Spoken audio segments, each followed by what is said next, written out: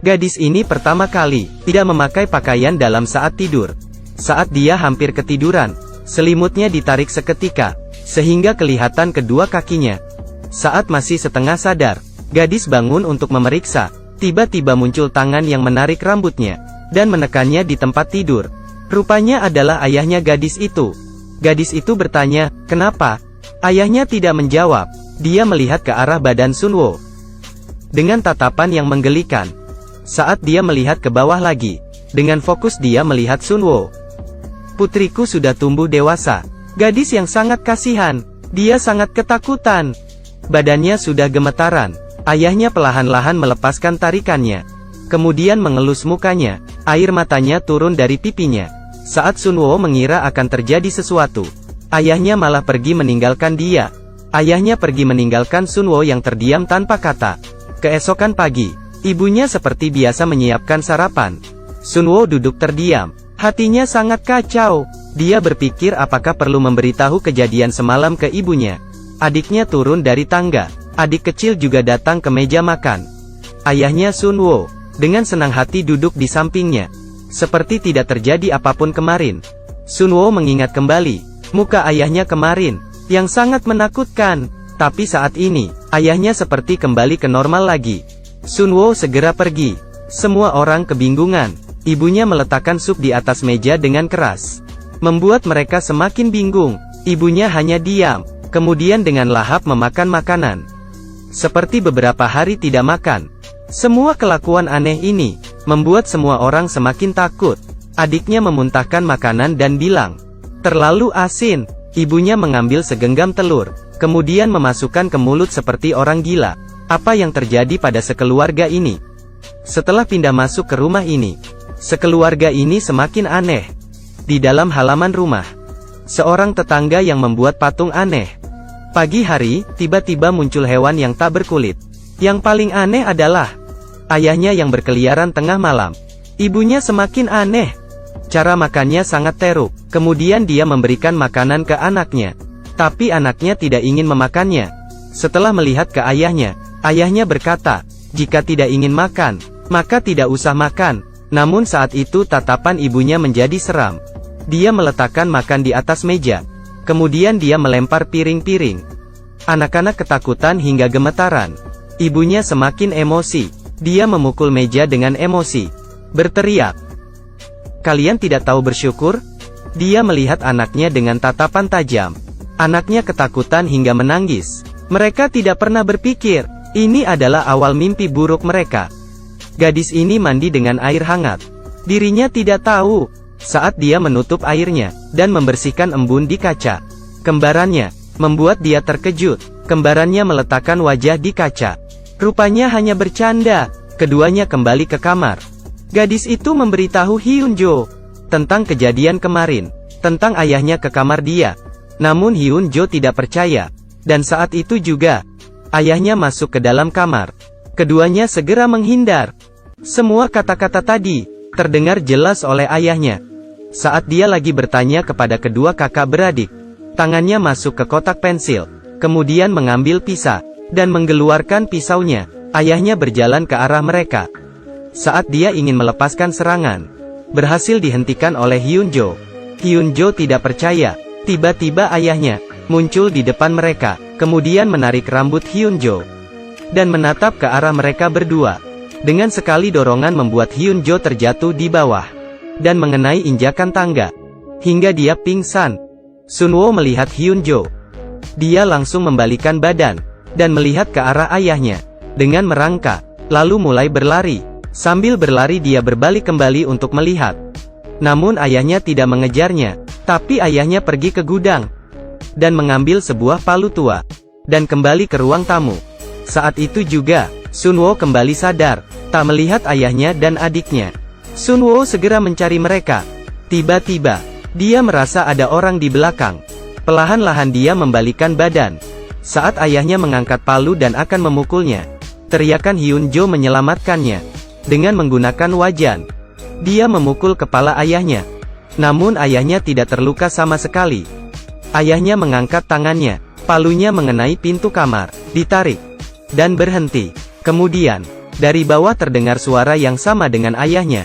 Ayah asli sudah kembali. Pria ini meletakkan palu, dan kembali ke kamar. Pria yang sama persis, dari bawah naik ke atas dengan kebingungan.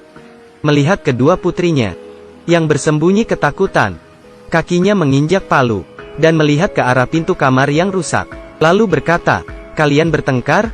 Kedua orang tidak berani menjawab pertanyaan ayahnya. Saat itu, adiknya yang masih kecil keluar dari kamar. Saat Sun Wo menyuruhnya segera pergi, tiba-tiba tangan wanita keluar, dan mengambil palu itu. Adiknya melihat itu. Ayahnya berbalik badan, melihat istrinya yang sedikit aneh. Istrinya tidak mengeluarkan suara, perlahan-lahan dia mendekat. Kemudian, langsung mulai memukul. Pukulan kedua, pukulan ketiga, semuanya gagal mengenai suaminya. Sekeluarga ini ketakutan. Istrinya melihat ke arah kedua putrinya. Kemudian mengangkat palunya, dan memukulnya. Beberapa pukul mendarat di mereka. Tanpa pikir panjang, ayahnya memeluk ibunya. Tapi dia langsung didorong. Ibunya mengeluarkan senyuman yang aneh.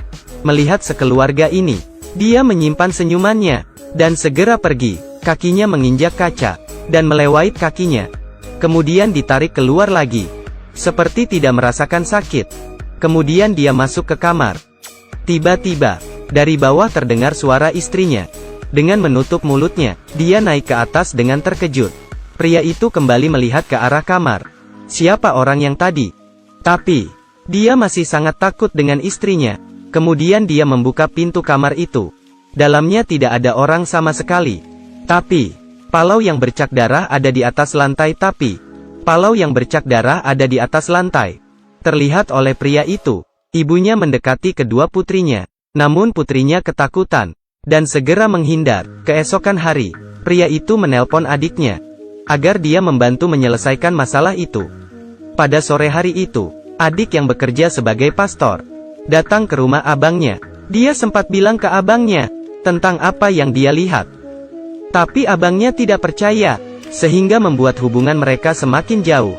Malam itu, sekeluarga memutuskan untuk tidur bersama. Tengah malam, adik kecil terbangun karena kebelet pipis.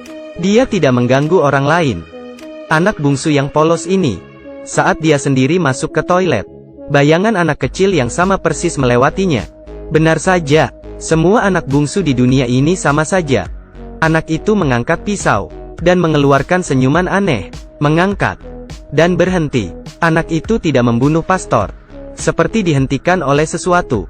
Pastor kemudian membuka matanya. Dengan begini, karena keberadaannya, sekeluarga melewati malam itu dengan aman. Keesokan hari, pastor mengatakan bahwa dirinya tidak sanggup menyelesaikan masalah itu. Dia menelpon ketua pastor. Semua orang segera membahas kejadian yang terjadi pada keluarga itu. Mereka merencanakan penangkapan roh. Ketua pastor ini sangat hebat. Pengikutnya sangat banyak. Siang itu ketua pastor langsung menghampiri mereka. Tapi, saat di jalan, seekor burung gagak menabrak mobil yang berjalan dengan cepat. Kaca mobil hampir pecah. Saya tidak mengerti, kenapa tidak menghentikan mobil. Apa alasannya? Ini menyebabkan semua pastor dan ketua pastor terbunuh oleh kecelakaan. Saat itu juga, pria mengikat kedua tangan dan kaki putrinya di atas tempat tidur. Ibunya tidak tega, tapi tidak ada cara lain. Mereka harus menunggu kedatangan rombongan ketua pastor. Tengah malam, pastor kembali ke rumah. Badannya penuh dengan darah. Dia membawa kabar yang sangat buruk. Rombongan ketua pastor, semuanya mati kecelakaan. Segala hal nanti harus diselesaikan mereka sendiri. Melihat sepupu yang sangat kesakitan, pastor harus melakukan sesuatu. Tapi, dia benar-benar penakut. Karena terakhir kali dia menyinggung roh jahat, mengakibatkan keluarganya semuanya terbunuh. Dia takut kejadian itu terulang lagi. Jika kehilangan keluarga abangnya lagi, maka dia akan menyesal seumur hidup. Abangnya melutut dan memohonnya, agar dia bisa melakukan sesuatu. Mereka harus mencoba sekali. Depan belakang semuanya kematian. Pastor menyalakan lilin, menebarkan air suci. Saat Sun Wo mengenai air suci itu, merasa sangat kesakitan.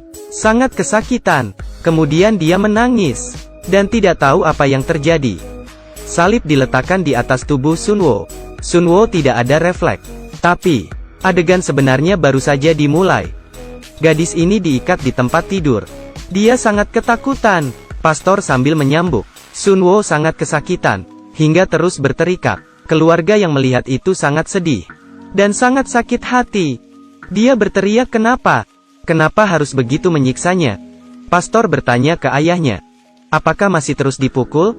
Ayahnya membulatkan hati, dan mendekati Sunwo. Dengan lembut dia menekannya, dan melepaskan ikatan.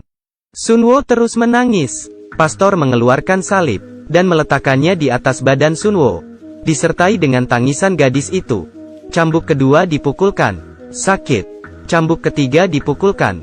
Masih sangat sakit. Cambuk keempat membuatnya hampir mati. Cambuk kelima, cambuk keenam dipukul ke badan Sunwo. Tapi sakitnya di hati ayahnya. Pastor mengganti cambuknya, dan terus mencambuk. Gadis itu kesakitan hampir kehilangan rasa. Saat dia membalikan kepalanya, cambuk mengenai mukanya. Saat itu juga, agensi bergegas ke lokasi kecelakaan. Saat mereka menyelamatkan rombongan ketua pastor, tiba-tiba terjadi ledakan. Hal yang aneh adalah, pastor itu juga dalam rombongan itu, dan sudah pingsan sangat lama. Di sisi lain, Sunwo sudah hampir mati dicambuk.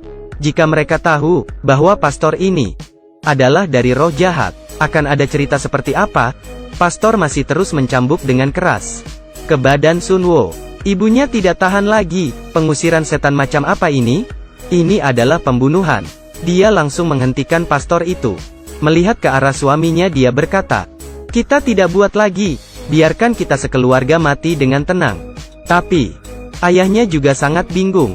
Sekeluarga ini sangat ketakutan, juga tidak tega. Pria itu mendorong istrinya, kemudian menyuruh pastor terus mencambuk.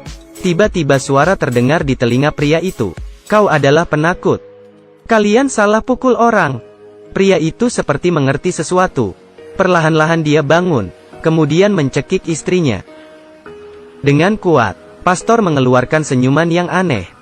Anak kecil ini ketakutan. Istrinya mengambil gelas, dan memukul ke kepala suaminya.